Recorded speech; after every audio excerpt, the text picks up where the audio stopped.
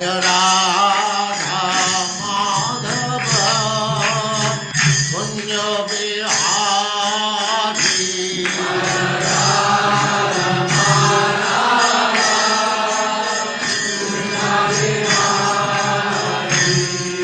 जय राधा माधव कुंज बिहारी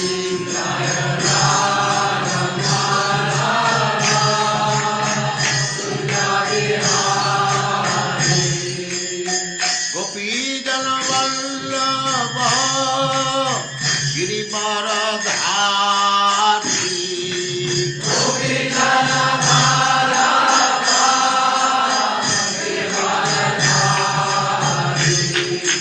गोपी जन वल्लभ गिरिवरधारी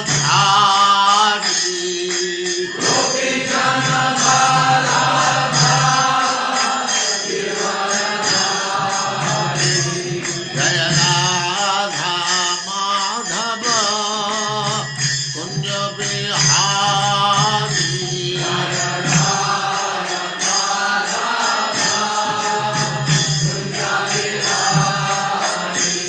जय राधा माधव कुंज बिहारी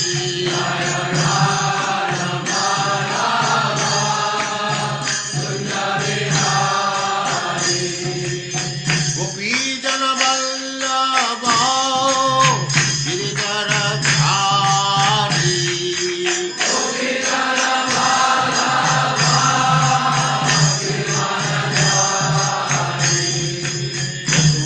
यशोदानंदन ब्रज जन रंजन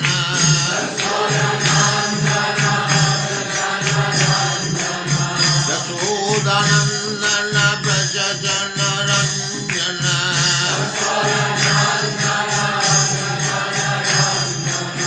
जमुना तीर वनचारी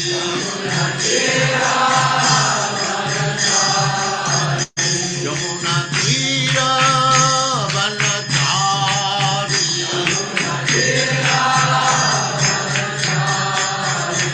जय राधा माधव कुंज बिहारी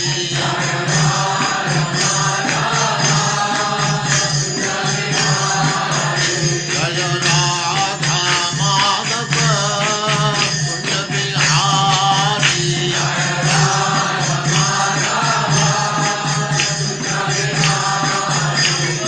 गोपी जन वल्लभ गिरिवरधारी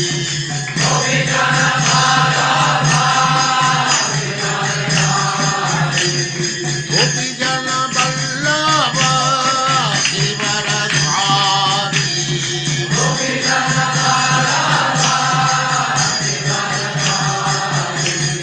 यशोदानंदन ब्रज जन रंजन यशोदानंदन ब्रज जन रंजन जमुना तीर वनचारी जय राधा माधव कुंज बिहारी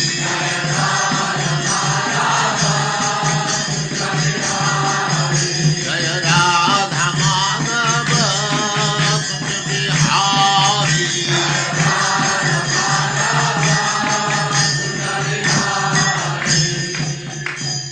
जय ओम नमो भगवते वासुदेवाय। ओम नमो भगवते भगवते वासुदेवाय। वासुदेवाय।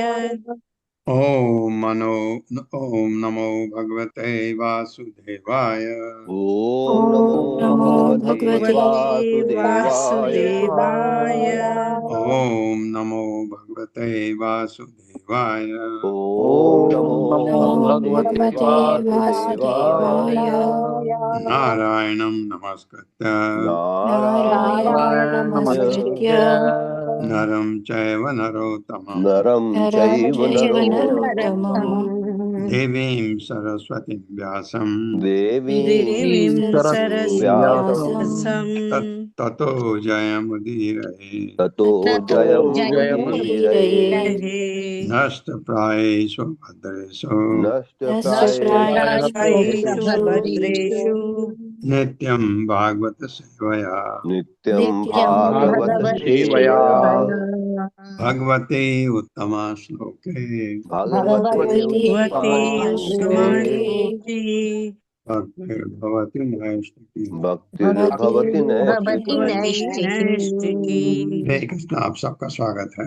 हरे कृष्णा प्रभु जी, दंडवत प्रणाम। प्रभु जी प्रणाम। 33वां श्लोक हमने पढ़ा, उसका भावार्थ नहीं पढ़ा, उसको मैं रिपीट करता हूँ। मन के बारे में कहा गया, मन कितना उत्संगल है। भगवत गीता में अर्जुन ने भगवान को कहा कि प्रभु है केशव, ये मन तो कंट्रोल नहीं हो सकता, ये तो बहुत कठिन है, ये तो हवा को कंट्रोल करने से भी मुश्किल है, ये कहा था। भगवान ने क्या कहा? हाँ, भगवान ने कहा मानता हूँ बहुत कठिन है, लेकिन तरीका है कंट्रोल करने का। भगवान ने कहा कि एक तो उचित अभ्यास से मन कंट्रोल हो सकता है, दूसरा कि वैराग्य आ गया तो मन कंट्रोल होता है। मन कंट्रोल होने पर ही वैराग्य हो सकता है। मन में अगर कंट्रोल नहीं है तो वैराग्य नहीं हो सकता है। भगवान ने खुद माना है। यहाँ पर भागवतम के 10वें स्कंद के ये आपके 33वें श्लोक में ये फिर आया है।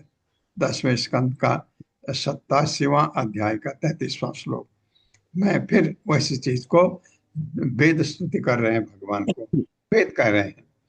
तो ये सब ढंग से लगता है कि मन वास्तव में बहुत कठिन है कंट्रोल करना। उसी के बारे में ये चर्चा है।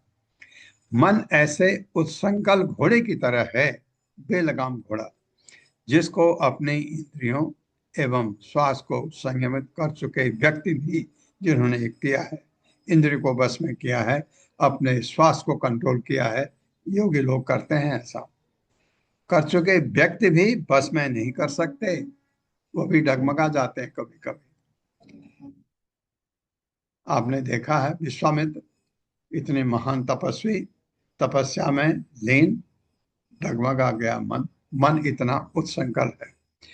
इस संसार में वे लोग जो अवश मन को, अवश का मतलब जिसको बस में नहीं किया जाता, मन को बस में करना चाहते हैं।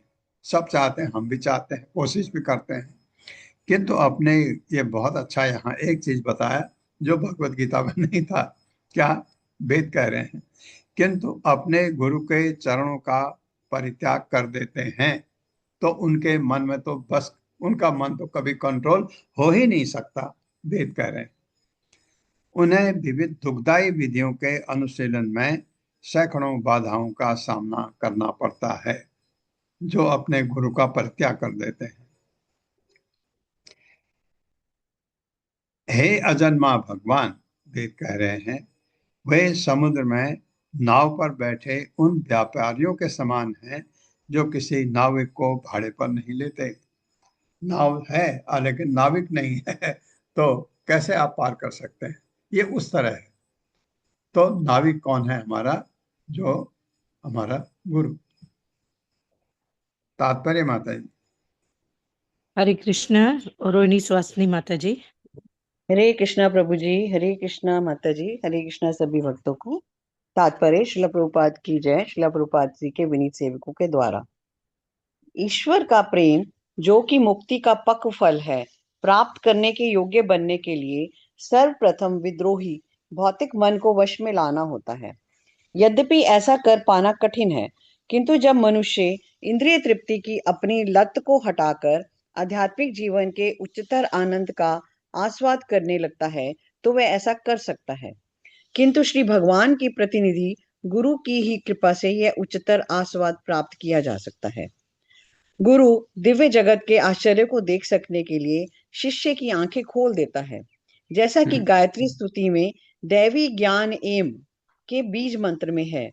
मुंडक उपनिषद का कथन है, तद विज्ञानार्थम स गुरुम एव अभिगच्छेत समित पाणी श्रोत्रियम ब्रह्मनिष्ठम।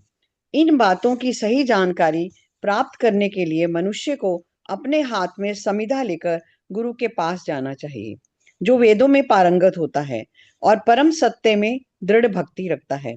तथा कठो उपनिषद की घोषणा है, नैषा तर्केन मतिर अपनेया प्रोक्ता ये नैव सु ज्ञानाय प्रेष्टा। हे बालक, यह अनुभूति तर्क द्वारा प्राप्त नहीं की जा सकती। इसे समझ सकने में सक्षम शिष्य से अत्यधिक योग्य गुरु को ही बतलाना चाहिए। प्रायः अवैष्णव जन गुरु के प्रति जो शिष्य परंपरा की प्रमाणिक पंक्ति में चला आ रहा है, समर्पण भाव की महत्ता की अवहेलना करते हैं। इसके बजाय अपनी योग्यता पर निर्भर रहकर अभिमानी योगी तथा ज्ञानी जन विश्व पर रोब जमाने के लिए ऊपर से दिखने वाली अपनी अपनी सफलता प्रदर्शित करते हैं, किंतु उनका यह यश क्षणिक होता है। युञ्जानानाम् अभक्तानां प्राणायाम आदिभिर्मनः अक्षीणवसनं राजन् दृश्यते पुनरुत्थितम्।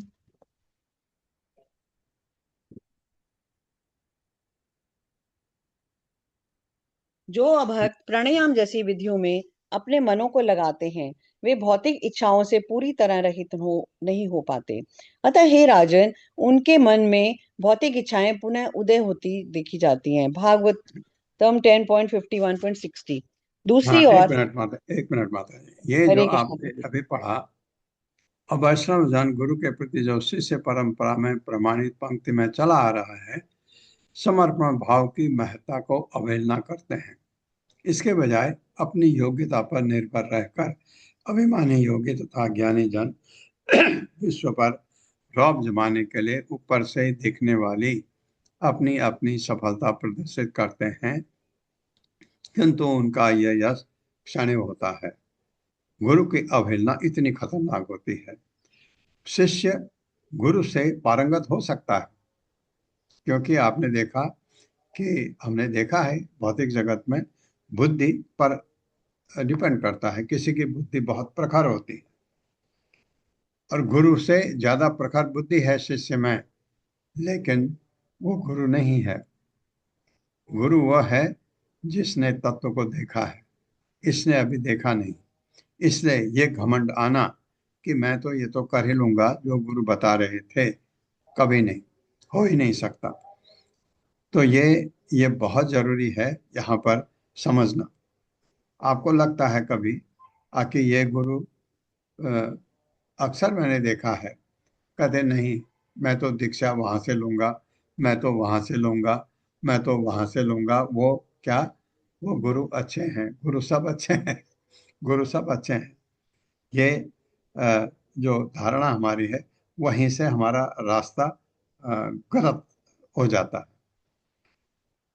फिर एनीवे, आपने जहां से भी जिस गुरु से भी दीक्षा ली हो, जो भी आपका शिक्षा गुरु हो, गुरु से तो ज्यादा इम्पोर्टेंट हमारे लिए शिक्षा गुरु होता है, क्योंकि गुरु के पास तो शिक्षा गुरु ले जाता है आपको। शिक्षा गुरु जो है वही आपको गुरु के पास ले जाता है और रेकमेंड करता है आपको। तो शिक्षा गुरु हमारे लिए दीक्षा गुरु से भी ज्यादा इम्पोर्टेंट है, क्योंकि आगे का रास्ता वो दिखाते हैं आपको, आपको सारा चीज वो बताते हैं क्या है क्या नहीं है। तो इसलिए हमको जो टेंपल का प्रेसिडेंट है उसके ऊपर बहुत आस्था रखनी चाहिए, विश्वास भी होना चाहिए। हाँ, अगर वह पथ भ्रष्ट न हो, पथ भ्रष्ट है तो आपको समझ आ गया, तो आपको इसको त्यागना पड़ेगा, नहीं तो आपका जीवन खराब हो जाएगा। अगर ऐसा नहीं है तो आपको उसको पूरा सम्मान देना होता है, क्योंकि वही आपको गुरु के पास ले जाते हैं। वो आपका कोई भी हो। मैं जैसे आप में से इस क्लास में बैठे बहुत सारे ऐसे हैं जिन्होंने दीक्षा उन गुरु से नहीं ली जो इस मंदिर के भक्तों की दीक्षा दिलाते हैं। कोई फर्क नहीं पड़ता।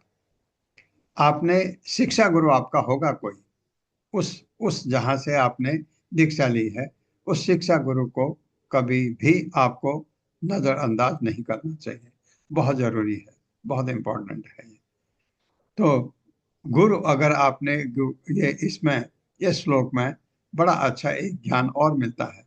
भगवान ने दो चीज कही कि उस अर्जुन से कहा उचित अभ्यास, उचित अभ्यास करके हो सकता है बहुत हद तक।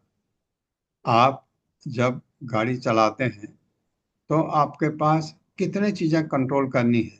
एक तो स्टीयरिंग है, आपको ठीक चलाना, नहीं तो गाड़ी कहीं इधर उधर चली जाएगी। फिर आपको हॉर्न भी बजाना है, फिर आपको गियर चेंज करना है, फिर आपको बाएं तरफ देखना है, पीछे की तरफ देखना है।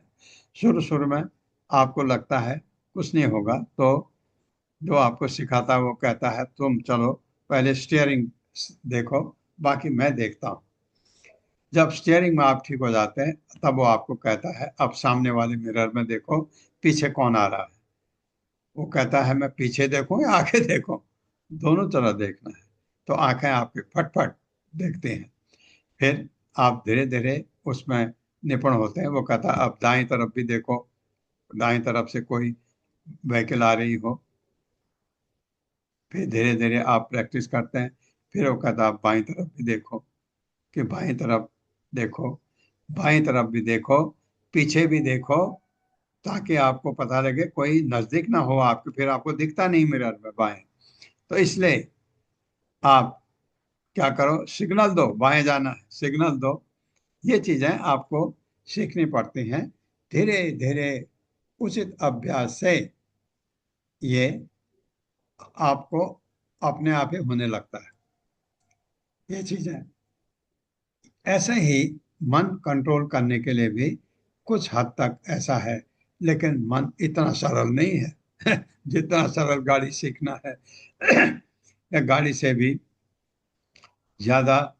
मैंने एक मशीन ऑपरेट की है, अ, अ, जिसमें करीब 25-26 चीजें हैं जो आपको देखनी पड़ती हैं।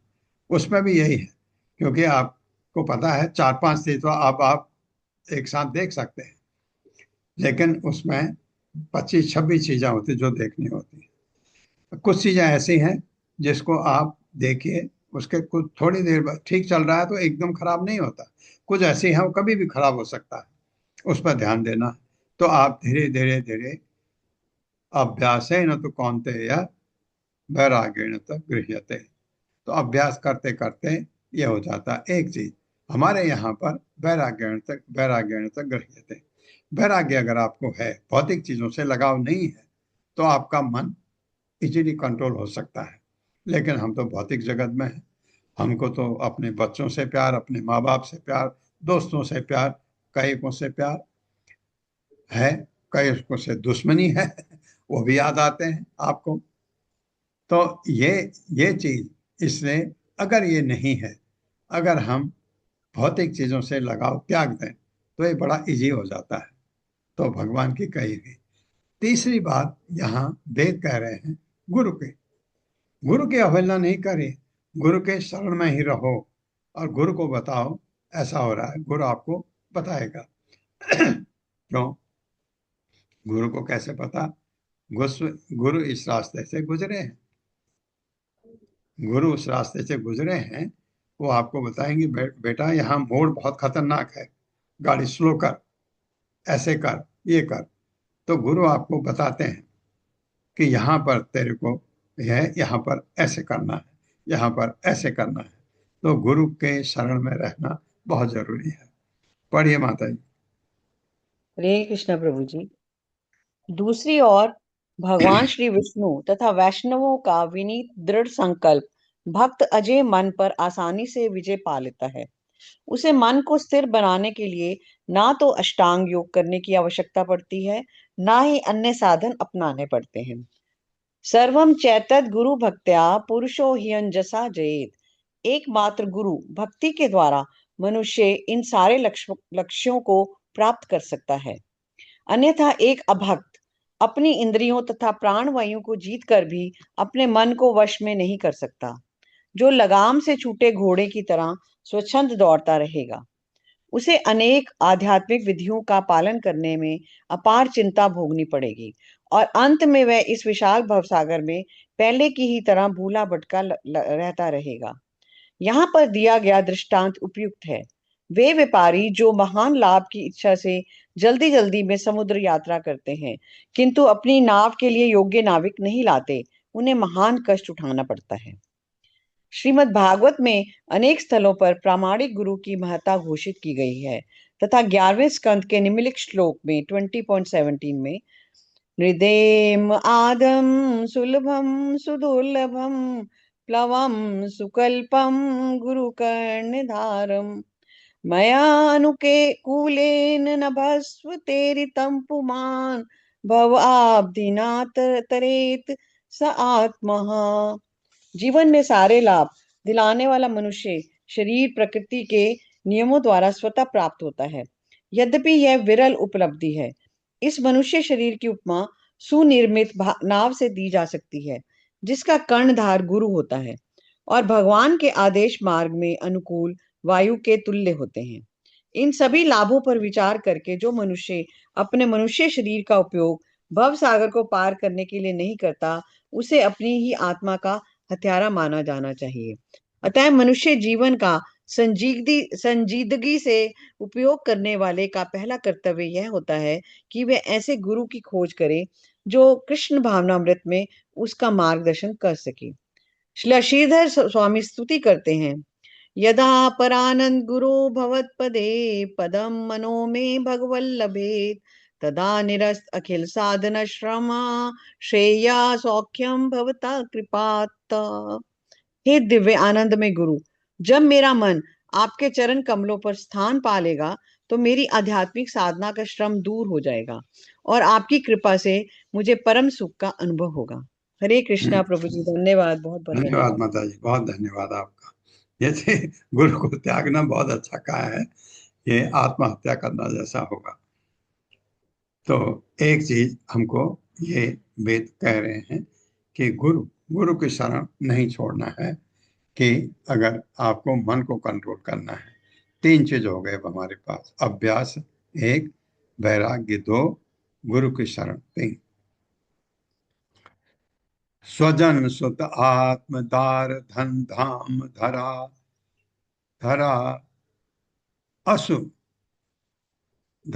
असु अलग है, असुरथ है। त्वयि सति किम नृणाम स्वयत आत्मनि सर्वरसे इति सद अजानताम मिथुन तो रतये चरताम सुखयति को नु इह स्वविहते स्वनिरस्त भगे। मेरे साथ, स्वजन सुत आत्मदार धन धाम धरा असुरथ है। स्वजन सुतात्मदार धन धाम धरा धाम धरा सुरथई। त्वयि विसर्ग आया, सौ उड़ गया। त्वयि सति निम्नाम श्रयत आत्मनि सर्वरसे। त्वयि सति किं नृणाम श्रयते आत्मनि सर्वरसे। इति सद अजानताम मिथुनतो रतये चरताम इति सद अजानतं मिथुनतो रतये चरताम्। सुखयति को नु इह स्वविहते स्वनिरस्त भगे। सुखयति को नु इह स्वनिरस्त भगे। स्वजन सेवकों, सुत बच्चों, आत्म शरीर, दार पत्नी, धन धाम घर धरा पृथ्वी, असु प्राण रथ है तथा वाहनों से आसक्ति होती है ना हमारी। त्वयि, जब तुम सती बन गए हो, किम क्या लाभ, नृणाम मनुष्य के लिए, स्वयतः शरण में आए हुए, आत्मनि उनकी आत्मा, सर्वरसे समस्त आनंद के स्वरूप, इति इस प्रकार, सत सत्य, अजानताम न जानने वालों के लिए, मिथुनतः संभोग से, रथे रति के लिए, सरताम करते हुए, सुखयति सुख देता है, कह क्या नु तनिक भी इस जगत में स्व अपने आप बेहद विनाशील, स्व अपने आप निरस्त रहित भगे किसी सार से। मेरे साथ पढ़िए। जो व्यक्ति आपकी शरण ग्रहण करते हैं, जो व्यक्ति आपकी शरण ग्रहण करते हैं, हैं, हाँ वेद कह रहे हैं भगवान की स्तुति में, उन्हें आप परमात्मा स्वरूप दिखते हैं। उनके समक्ष आप परमात्मा स्वरूप में प्रकट करते हैं, जो समस्त दिव्य आनंद स्वरूप है। जो समस्त दिव्य आनंद स्वरूप है।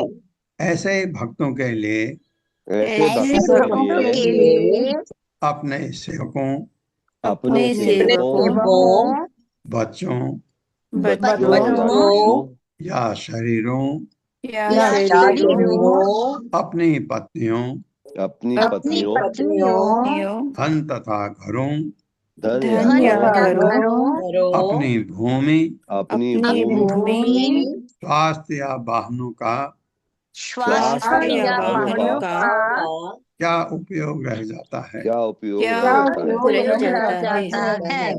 और जो आपके विषय में सच्चाई को और जो जो आपके विषय में सच्चाई सच्चाई को समझने में असफल होते हैं। समझने में असफल होते हैं। हाँ, एक तो वो बताया जो अभी हमने पढ़ा, इतने उनके लिए कोई चीज का कोई महत्व नहीं भौतिक, क्योंकि वो आपको अपने परमात्मा के रूप में आपको देखते हैं। एक तो ये है। दूसरा, और जो आपके विषय में और जो आपके विषय में सच्चाई को समझने में असफल होते हैं, सच्चाई को समझने में असफल होते हैं, और यौन आनंद के पीछे भागते रहते हैं। तथा यौन आनंद के पीछे पीछे भागते रहते हैं। हाँ, ज्यादातर तो ऐसे ही हैं। उनके लिए उनके लिए इस संपूर्ण जगत में, इस संपूर्ण जगत में, इस जगत में जो सदैव विनाशील है जो सदैव विनाशील है और महत्व से विहीन है, और महत्व से विहीन है, ऐसा क्या है ऐसा क्या है जो उन्हें असली सुख प्रदान कर सके। जो उन्हें असली सुख प्रदान कर सके। बहुत सुंदर, बहुत सुंदर। एक दो तरफ के लोगों को तात्पर्य माता जी। हरे कृष्णा पूर्णेश्वरी प्रेमा माता जी। हरे कृष्णा माता जी, हरे कृष्णा प्रभु जी, दंडवत प्रणाम। जगत गुरु शिला प्रभुपाद जी के जय। तात्पर्य शिला प्रभुपाद जी के शिष्यों के द्वारा। वह विष्णु भक्ति शुद्ध मानी जाती है जिसमें मनुष्य की एकमात्र इच्छा श्री भगवान को प्रसन्न करने की हो। उस पूर्ण चेतना में स्थित वैष्णव को सांसारिक उपलब्धियों में कोई रुचि नहीं रहती, इसलिए वह यज्ञ करने तथा योग का कठिन अभ्यास करने के लिए किसी कर्तव्य से मुक्त कर दिया जाता है, जैसा कि मुंडक उपनिषद में कहा गया है। परीक्ष्य लोकान कर्मचितान ब्राह्मणो निर्वेदम आया नास्त्य कृतः कृते। जब ब्राह्मण यह जान लेता है कि स्वर्ग जाना कर्म का दूसरा संचय मात्र ही है, तो वह विरक्त हो जाता है और अपने कर्मों से दूषित नहीं होता। वह दाराण्यक उपनिषद तथा कठ उपनिषद से इसकी पुष्टि होती है। यदा सर्वे प्रमुच्यन्ते काम यस्य हृदि श्रितः अथा मर्त्यो अमृतो भवत्यत्र ब्रह्म संश्रुते। जब कोई व्यक्ति अपने हृदय की सारी पापमय इच्छाएं त्याग देता है, तब मृत्यु के बदले वह शाश्वत आध्यात्मिक जीवन लेता है और परम सत्य में असली सुख प्राप्त करता है। गोपाल तापनी उपनिषद में यह निष्कर्ष दिया गया है कि भक्ति रस्य भजनम तदिहा मूत्रो उपाधि नैरास्येन आमुस्मिन् मनः कल्पनम एतदेव नैष्कर्म्यम्। भक्ति में सेवा तो परमेश्वर की पूजा करने की विधि है। इसमें सारी भौतिक उपाधियों से, चाहे वह इसी जीवन की हो या अगले की, मुंह मोड़कर उन्हीं पर मन को स्थिर करना होता है। यही असली वैराग्य है। श्रुतियों ने यहाँ पर जिन वस्तुओं के नाम गिनाए हैं, वह सभी सांसारिक सफलता के मापदंड है। स्वजन, सेवक, आत्मा, सुंदर शरीर, स्वतः गर्व करने योग्य पुत्र, दाराह सुंदर आकर्षक पत्नी, धनम धन, धाम प्रतिष्ठापूर्ण घर, धरा भूमि, अस्वाह स्वास्थ्य तथा शक्ति तथा रथा मोटर कार तथा अन्य वाहन जो प्रतिष्ठा को प्रदर्शित करते हैं। किंतु जिसने भक्ति के आनंद का अनुभव करना प्रारंभ कर दिया है, वह इस सारी वस्तुओं का आकर्षण त्याग देता है, क्योंकि उसे समस्त आनंद के आधार उन श्री भगवान में असली तुष्टि मिलती है, जो अपने आनंद को अपने सेवकों में बांटते हैं। हम में से हर व्यक्ति अपना जीवन मार्ग चुनने के लिए स्वतंत्र है। हम चाहे तो अपना शरीर, मन, वचन, प्रतिभा तथा धन श्री भगवान के यश को अर्पित कर दें, या फिर हम उनकी उपेक्षा करके अपने निजी सुख के लिए संघर्ष करें। यह दूसरा मार्ग यौन तथा अभिलाषा की दासता की ओर ले जाने वाला है, जिसमें आत्मा को अभी कभी असली संतोष नहीं मिलता, अपितु वे निरंतर कष्ट उठाता रहता है। वैष्णव जन भौतिकतावादियों को इस तरह कष्ट भोगते देखकर दुखी होते हैं, अतएव वे उन्हें प्रबोधित करने का प्रयास करते रहते हैं। श्री श्रीधर स्वामी प्रार्थना करते हैं, भजतो ही भवान साक्षात परमानंद चिद्घनः आत्मा एव किमतः कृत्यम तुक्षदार सुतादिभिः।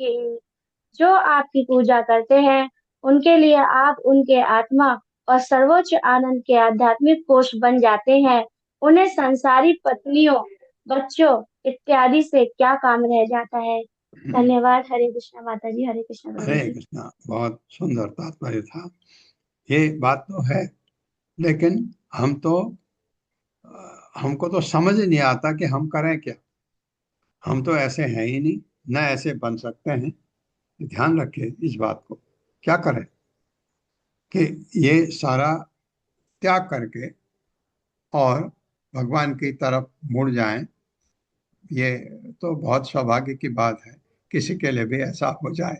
लेकिन एक कठिन मार्ग भी है, लगता है। क्यों कठिन? क्यों है कठिन? तो बिल्कुल नहीं है करने के लिए, लेकिन क्योंकि हम जकड़े हुए हैं माया में। माया में जकड़े हैं। हमारा घर बार है, हमारे संबंधी हैं, मित्र हैं, बच्चे, सब कुछ है। तो ये तो मार्ग हमारे लिए बड़ा कठिन दिखता है। नहीं, कठिन नहीं है। ये प्रभुपाद ने इसको सरल बनाया। सरल बनाया क्या? प्रभुपाद ने कहा, जुड़ो भगवान से, जुड़ो जुड़ो भगवान से। अब समझ आ गया कि मेरे पास इतनी संपत्ति है, क्या करूं इसका मैं? मेरे पास कुछ नहीं है तो बहुत अच्छा है, मेरे पास है तो ये मेरे मेरे बाधा नहीं आनी चाहिए इसकी वजह से। मुझे नहीं आती, कभी नहीं आएगी। उससे आप अटैचमेंट मत रखिए। तो अब करें क्या? कैसे अटैचमेंट न रखो? उससे आपका अटैचमेंट है, हाँ, उसका इस्तेमाल करो भगवान की सेवा के लिए। आपके पास बहुत जमीन पड़ी है और कोई भक्त आते हैं या नहीं आते हैं, आप सुख खुद जाइए। मेरी वो जमीन है, किसी काम की नहीं, उसमें मंदिर का कुछ, भगवान की सेवा के लिए कुछ हो सकता है। आप उनको कह सकते हैं उसका इस्तेमाल करें ना। आपके पास 10 गाड़ियां हैं, आपको एक ड्राइवर, एक गाड़ी चाहिए, 10 नहीं चाहिए। आप 9 गाड़ियों को भगवान के भक्तों को कहिए आप इस्तेमाल करिए। जो सामान है उसका भगवान की सेवा में इस्तेमाल हो जाए, उसका योग प्रयोग हो जाए, और हम भगवान से, भक्तों से जुड़े रहें। खाली कपोल कल्पना से बिल्कुल नहीं होने वाला है। हम सोचें घर बैठ के कि ऐसा ऐसा करेंगे, नहीं। साधु संग, साधु से जुड़िए। बिना साधु से जुड़े हुए घर में रहिए, गृहस्थ में रहिए, बिल्कुल रहिए, लेकिन समझ जाइए कि असली मैं हूं कौन। मेरा ये मेरी पत्नी है, मेरा मेरी मेरे रिस्पॉन्सिबिलिटी है उसको देखना, उसके अगर तकलीफ है उसको मदद करना मेरा कर्तव्य है, क्योंकि वो मेरी पत्नी है। मैंने उसको पत्नी के रूप में लाया हूं घर में। तो उसका देखभाल सब कुछ मेरा कर्तव्य है, वो करना जरूरी है, अवश्य करिए। लेकिन क्या पत्नी ज्यादा जरूरी है, भगवान ज्यादा जरूरी है? भगवान ज्यादा जरूरी है, वो भी भगवान के क्रिएशन है।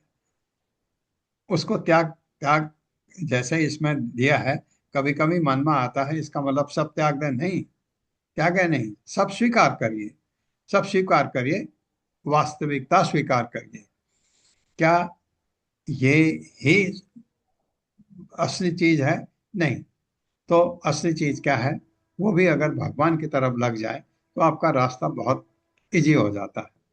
नहीं लगते कोई बात नहीं, बहुत सारे मैंने भक्त देखे हैं जिनकी दो कैटेगरी है। एक उनकी पत्नियों को कोई इंटरेस्ट नहीं है कृष्णा कॉन्शियसनेस में, और उनको हस्बैंड के लिए कोई वो मना भी नहीं करते, उनको छूट है, ठीक है आप करो लेकिन मैं नहीं कर सकती। दूसरा ऐसा है जो पति को रोकती है। उन पतियों के लिए दो दो तकलीफ है।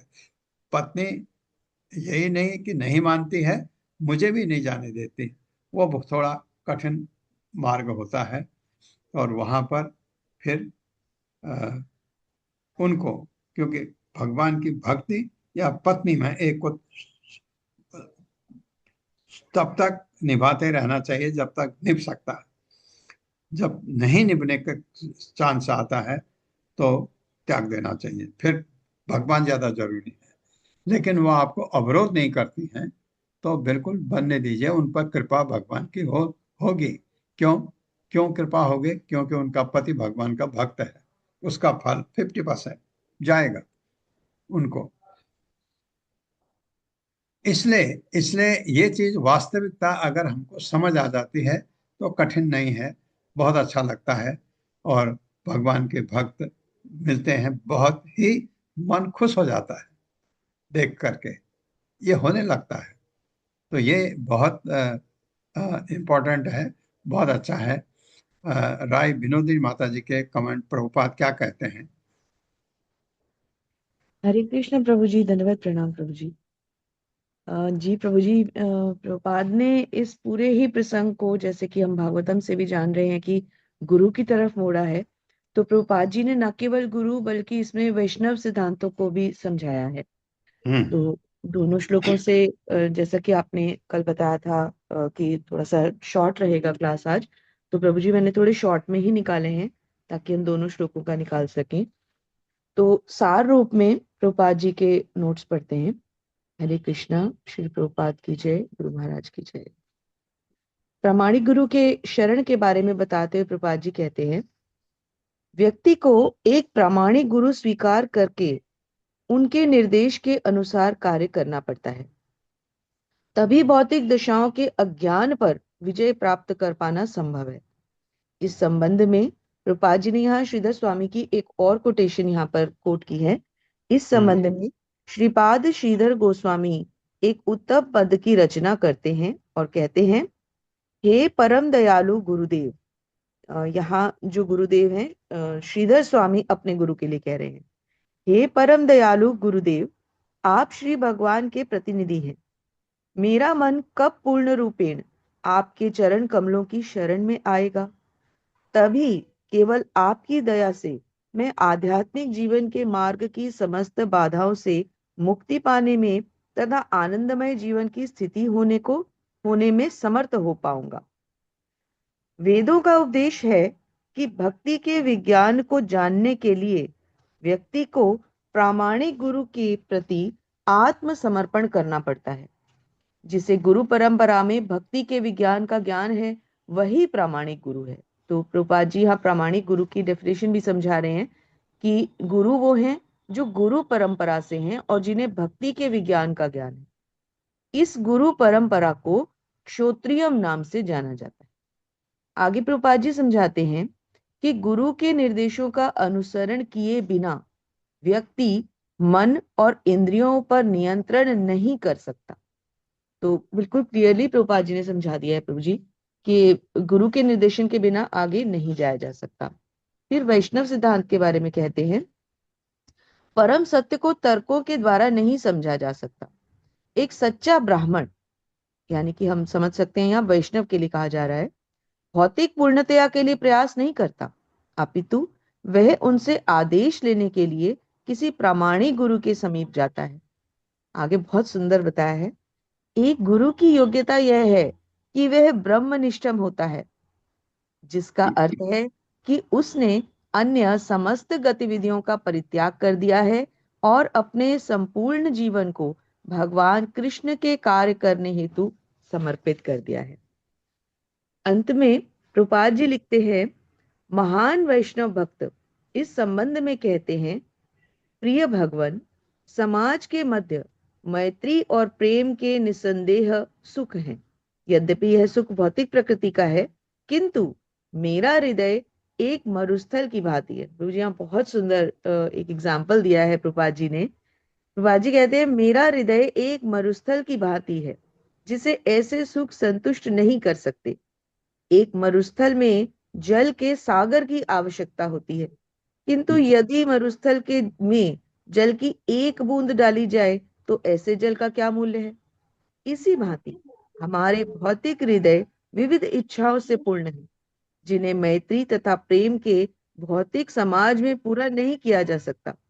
जब हमारे हृदय सुख के परम सागर से सुख प्राप्त करना प्रारंभ करते हैं, तभी हम संतुष्ट हो सकते हैं। अर्थात पूर्ण कृष्ण भावनामृत में या भक्ति में ही प्रभु जी समझा रहे हैं प्रभुपाद कि संतोष संभव है, अदरवाइज कहीं पर भी ये संतोष और ये सेटिस्फैक्शन नहीं मिल सकती।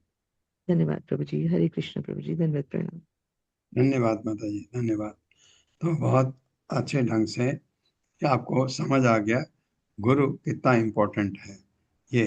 तो आज यहीं पर समाप्त करते हैं। आज एक्चुअली गीता जयंती कल है, क्योंकि आज संडे पड़ गया, इसलिए संडे मंदिर में प्रोग्राम होता है, लोग आते हैं, इसलिए इन्होंने गीता जयंती मंदिर में आज रखी। कल भी होगी, और तो इसलिए 9 बजे शुरू होना है, इसलिए मैं यहीं पर विराम देता हूँ। ओम अज्ञानतिमिरान्धस्य ज्ञानाञ्जनशलाकया चक्षुरुन्मिलितं तस्मै श्रीगुरुवे नमः। नमः विष्णुपादाय कृष्णप्रेष्ठाय भूतले श्रीमते भक्तिवेदांत स्वामिनिति नामिने। नमस्ते सरस्वती देवे गौरवाणी प्रचारिणे निर्विशेष शून्यवादी पाश्चात्य देश तारिणे। जय हो श्री कृष्ण चैतन्य प्रभु नित्यानंद श्री अद्वैत गदाधर शिवासादि गौर भक्तवृंद।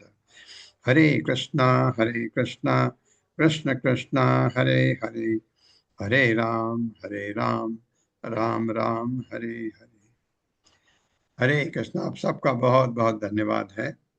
हरे कृष्ण कृष्ण प्रभु जी, प्रभु जी, सादर दंडवत प्रणाम। प्रणाम। सादर प्रणाम। कोटि धन्यवाद प्रभु जी। प्रणाम। हरे कृष्णा। आप ऑनलाइन देख भी सकते हैं प्रोग्राम, शायद ऑनलाइन होगा मेरे ख्याल जी से। प्रभु जी, लिंक शेयर कर दिए हरे हैं। कृष्णा। Okay okay. हरे कृष्ण प्रभु जी, दंडवत प्रणाम। हरे कृष्ण हरे प्रभु जी। हरे